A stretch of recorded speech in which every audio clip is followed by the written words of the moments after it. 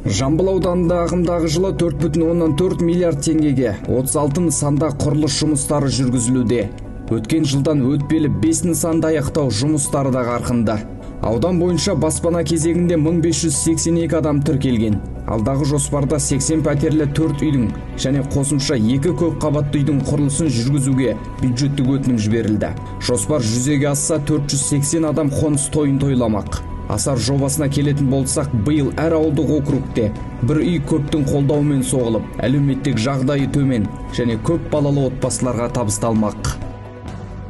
Халықты бұқаралық спортқа 100% баулу мақсатында Қарой, Айша Бибі, Гродикова, Өрнек ауылында спорт кешені бой көтерсе, Бесағашта да Зәулім спорт комплексі құрылысын бастады. Мәдениет халық айнасы.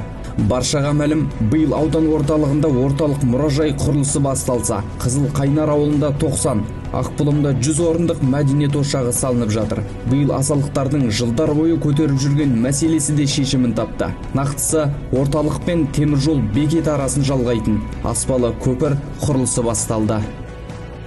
Құрылыс жұмыстарына 336 миллион теңге қаржы бөлінген. Ұзындығы 40 метрді құрайтын аспалы көпір 6 тораптан өтеді. Басты талап қауіпсіздік болғандықтан, мүмкіндігі шектеулі жандарға да ыңғайлы етіп соғылмақ. Көпірді аяқтау мерзімі 2024 жылға бекітілген. Тоғызтарау ауылының аумағында Аса өзенінің бойына гидротехникалық ғимарат құрылысын салу жұмыстарына 138.861 мың теңге бөлінді. Жыл соңына дейін ғимарат аяқталады. Бай ауылының балалары жаңа оқу жылы басында соңғы стандартқа сай мектеп табалдырығын аттап шын қуанды. Мемлекеттік қызмет көрсету саласын оңтайландыру үшін Қаракемер мен Тоғызтарау ауылында әкімшілік ғимаратының құрылысы жүргізіліп жатыр.